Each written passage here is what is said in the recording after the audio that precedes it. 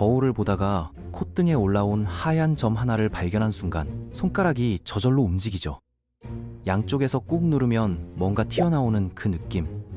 시원하다고 생각하는 순간 빨갛게 부어오른 자국이 남습니다. 오늘은 여드름의 실체와 올바른 대처법, 그리고 잘못 알려진 상식들에 대한 이야기입니다.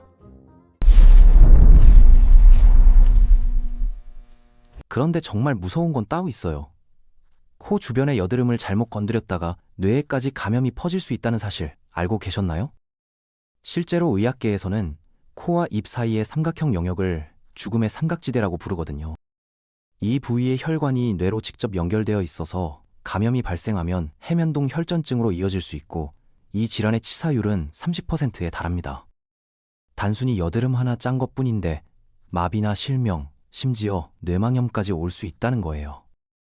그런데 이렇게 위험한데도 우리는 왜 자꾸 여드름을 짜고 싶어 할까요? 설문조사 결과 70% 이상이 여드름이 생기면 참지 못하고 짜낸다고 답했거든요. 누구나 한 번쯤은 겪는 이 작은 피부 고민이 사실은 우리 몸의 복잡한 메커니즘과 연결되어 있습니다. 여드름이 생기는 건 사실 피부의 자연스러운 구조 때문이에요. 우리 피부는 수많은 모낭으로 덮여 있고 각 모낭마다 피지선이 붙어 있거든요. 이 피지선에서 나오는 피지는 원래 피부를 보호하고 촉촉하게 유지하는 역할을 하죠.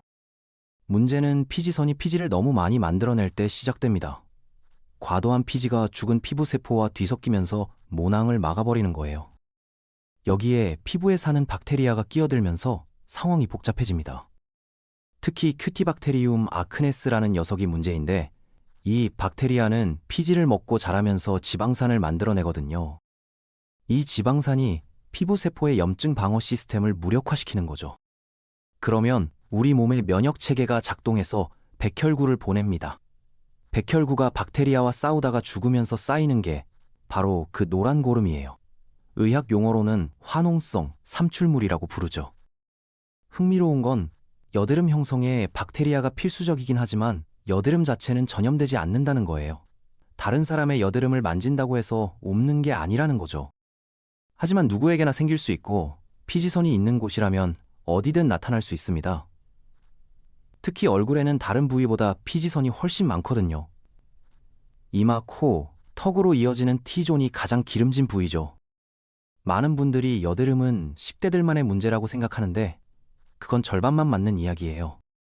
청소년의 85%가 여드름에 시달리는 건 사실이지만 성인이 되어도 여드름은 계속될 수 있거든요. 호르몬이 핵심인데 특히 테스토스테론 수치가 높으면 피지선이 더 활발하게 작동합니다. 그래서 사춘기 남학생들이 여학생들보다 여드름이 더 심한 경향이 있죠. 근데 재미있는 건 성인이 되면 이 구도가 뒤집힌다는 거예요. 호르몬 변화 때문에 25세 이상 여성의 12%가 여드름을 겪는 반면 남성은 3%만 겪는다고 합니다. 게다가 성인 여드름은 더 깊숙이 자리 잡아서 낭종이나 피부 아래 여드름 형태로 나타나죠. 더 다루기 까다롭다는 얘기예요. 여드름도 종류가 엄청 다양합니다. 가장 가벼운 형태는 코메도인데 이게 바로 화이트헤드와 블랙헤드예요. 둘 다 막힌 모공이지만 화이트헤드는 모공이 닫혀 있고 블랙헤드는 열려 있는 차이가 있죠. 블랙헤드가 검게 보이는 건 고름이 공기와 접촉해서 산화되기 때문이에요. 더러워서 검은 게 아니라는 거죠. 이 단계에서 염증이 생기면 여드름이나 농포로 발전합니다. 크기도 커지고 빨갛게 부어오르며 가운데 고름이 동그랗게 보이죠. 구지는 좀 다른데 피부 아래에서 윤기를 만들지만 고름이 겉으로 드러나지 않거든요. 가장 심각한 건 낭종과 결절인데 이들은 피부 깊숙한 곳에 자리 잡아서 크고 고통스러우며 흉터를 남길 가능성이 높아요. 너무 커지면 종기처럼 보일 때도 있죠.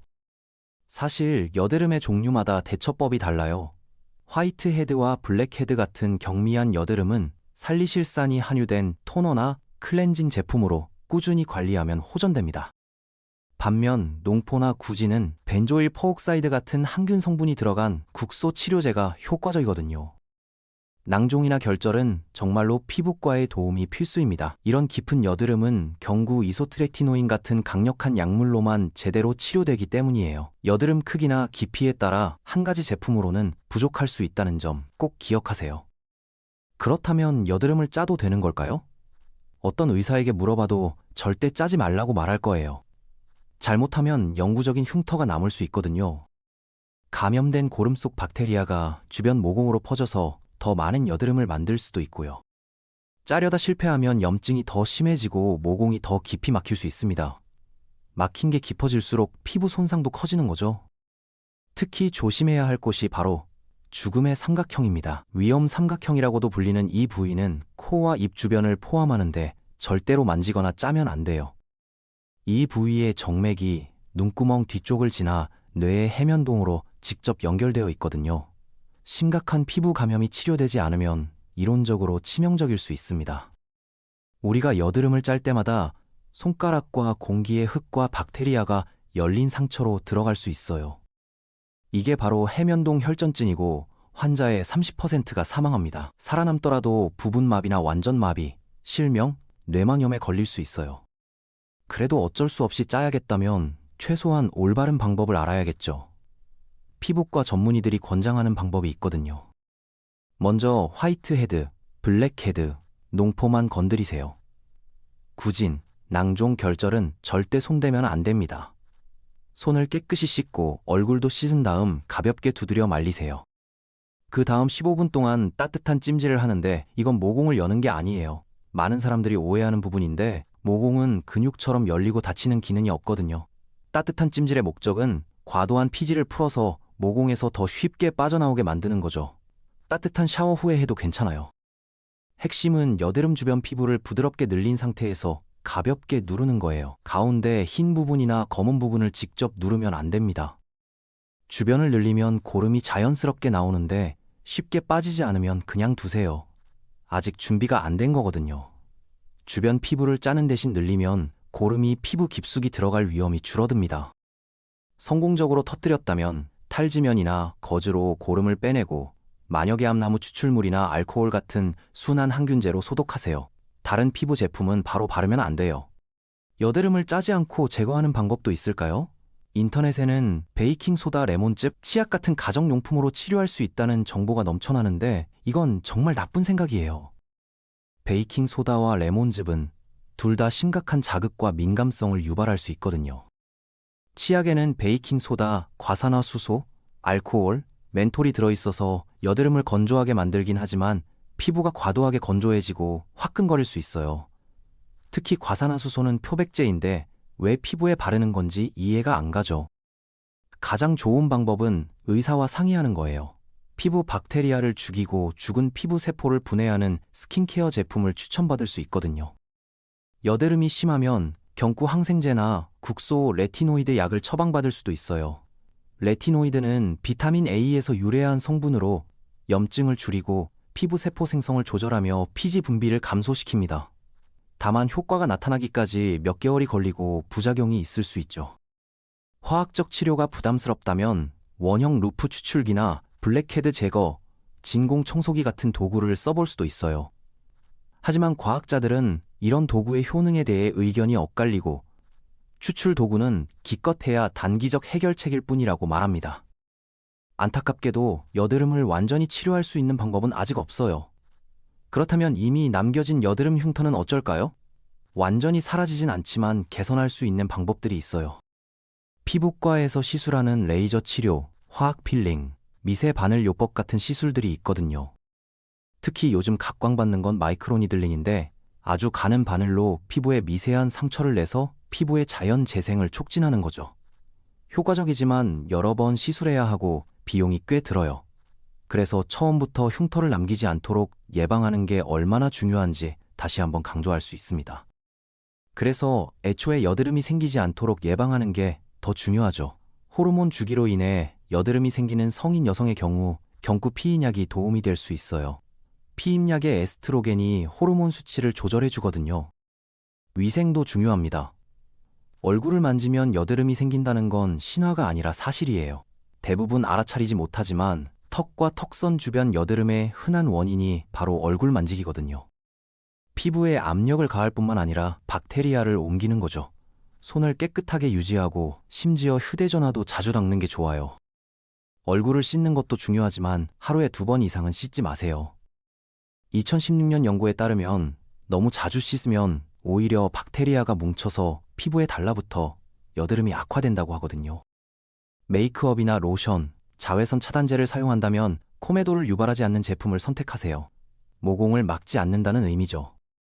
음식과 여드름의 관계는 어떨까요? 기름진 패스트푸드가 여드름을 유발한다는 말을 많이 들었을 텐데 놀랍게도 현재까지는 음식과의 직접적인 연관성이 입증되지 않았어요.